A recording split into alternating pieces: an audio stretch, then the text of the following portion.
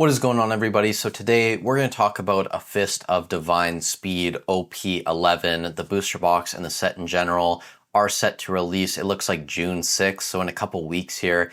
It's crazy. We just got EBO2 and this is right around the corner. Sometimes it feels like it's too much, but I am excited for the set. I think it's going to be decent. I don't think it's going to be the home run some people expect it's going to be. I did pre-order a case, and you can see here on TCG Player, a box is going for about $159 right now. A case, 1833 USD. I know you can get them cheaper than this, probably from your LGS, other online stores. You guys in Europe, Australia, other parts of Asia or the Middle East, you probably are going to pay less than us here in North America. We have to pay a pretty penny to get one piece of product right now, which is a bit unfortunate. But TCG Player, not even all the cards are up yet, so we are going to have to wait a couple weeks to get a good idea of where some of these cards are going to be in terms of pricing. But a lot of this set's value is going to come from the Luffy gold and silver foil cards. And if you look at the Japanese, they're all over the place right now. These aren't all the sales, but from a couple days ago, you had a gold Luffy, $2,300 USD. A best offer was taken, so less than that. You had a silver one sell best offer below $1,000. You had a gold one go on auction a week ago for $1,000. So, $2,000, $1,000, it really is all over the place.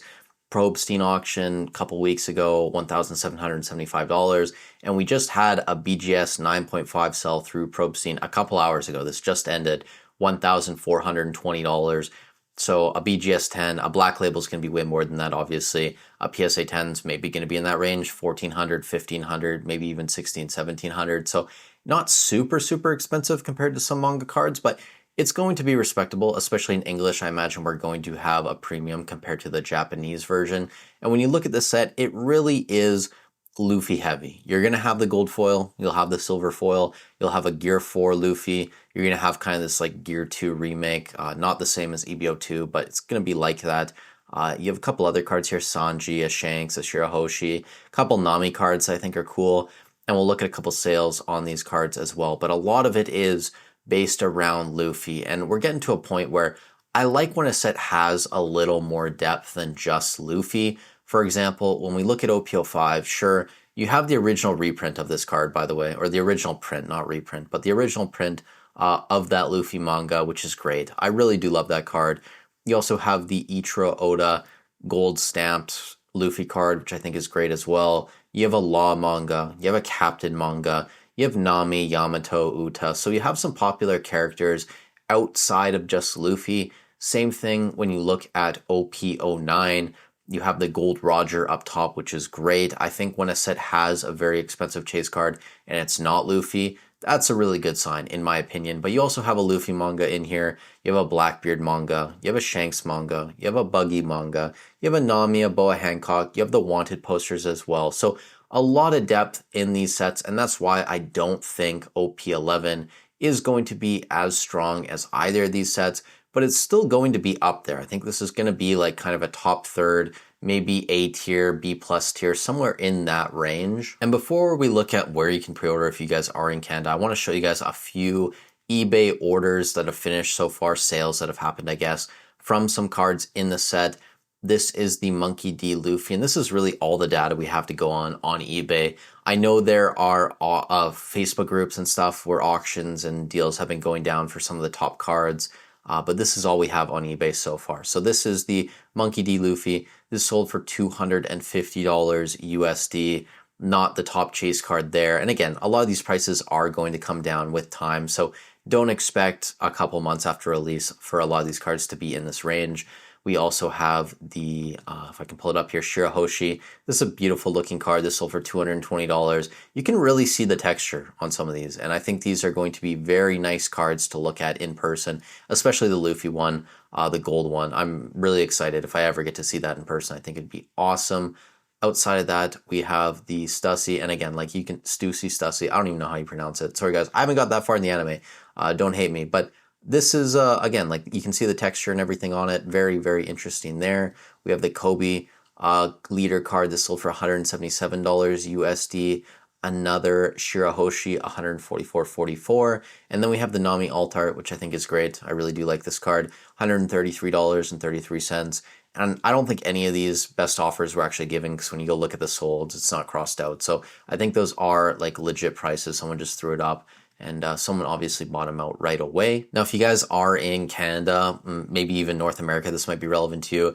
HPW has pre-orders up, but it's back order, 180 Canadian. So I don't think this is going to be fulfilled wave one. I could be wrong. I actually haven't even messaged them. I just have not had time to worry about my order, but this is where I did buy a case from. Shop POV or POV Shop also has them up in Canada, 190 Canadian. And they say down here in their description that distribution releases products in multiple waves. So your pre-order might not be fulfilled in wave one. So you might be waiting a long time before you get your boxes. And I imagine even with HPW, again, if you guys watch my videos, because I know they've seen a couple of them, let people know in the comments down below if this is going to be wave one or later. And then Hobbiesville, I mean, if you want to get product day one, Hobbiesville is probably going to be a good option, but you're paying way more. $230 Canadian right now is what they have their boxes up for. I would imagine this would be fulfilled wave one, though. Hobbiesville just has so many boxes. I mean, they're just such a large company at this point. They do so much when it comes to e-commerce and online sales. The amount of cases they're shipping, it must be crazy. But they also have pre-orders up for OP-12, OP-13, and OP-14. But I will say at this point, because I've been in One Piece now for a short while, and it really does seem like if you're going to pre-order boxes, you have to do it right away. You have to do it before you know which cards are going to be in the set. Lock in a really good price that's as close as possible to distribution costs. If you wait until the cards come out, or even honestly like Hobbiesville, a couple months ago, maybe even a month ago at this point, they had OP-13 pre-orders up for over here. It was like $159.99. Now they're $200 Canadian. Like, they're just moving their price up every single wave. So I think you either need to do it right away and just say goodbye to that money, wait a year essentially for some of these sets. Like, it's crazy how far in advance pre-orders are done in One Piece. I can't really wrap my head around it. I really do not enjoy doing that. I don't like that that is a thing, but that's the reality we're in. You either do it super early or you wait until after the set releases, and then maybe you try and hop on the reprint train. Or honestly, same thing with OP-11. You'll see here, like, pre-orders are high. Once stores start getting their allocation, it's kind of a race to the bottom at that point. People are trying to move their boxes and undercut each other the weeks before release of the set. So I think that's either way you can go about it. You just do it super early, or you try and time it right before release or before the reprint. And sorry if this video hasn't been the most coherent. Honestly, I think I drank too much caffeine today. I just can't even put a sentence together. But the point I was trying to get at in this video is that just because pre-order prices are coming down, that shouldn't be a big concern to most of us. This seems normal, especially in One Piece. And I think it's still a very strong set. I don't think it's going to be a Two Legends, a Royal Blood. It's going to be better than Kingdoms of Intrigue, Pillars of Strength. It's going to be a decent set. Again, probably A tier, B plus tier, something like that. I personally ordered a case, so I am invested into OP-11. And in the future, if there are reprints, I will probably buy more. So with that said, thank you guys so much for watching the video. If you are planning to shop eBay, TCG Player, Hobbiesville, Cardboard Hero, I have affiliate links down below, free and easy to use, and it supports me to continue making free videos for you guys. Also, let me know in the comments down below if you have pre-ordered OP-11. I'm curious to see how many of you guys are invested in the set, what you guys think of the set, where it's going to be in terms of rankings. Is it going to be higher than OP-05, OP-09? I'm sure there'll be someone with a hot take down below saying it's going to be worse than a set like Wings of the Captain. But with all that said, thank you guys so much for watching the video. Stay safe wherever you are in the world, and I'll catch you in the next one.